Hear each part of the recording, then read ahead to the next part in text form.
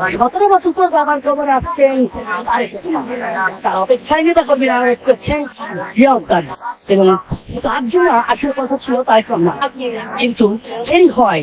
দাঁড়িয়ে থাকতে থাকতে ক্লান্ত হয়ে পড়ে মাটিতে বসে পড়লেন বিএনপি মহাসচিব মির্জা ফখরুল ইসলাম আলমগীর।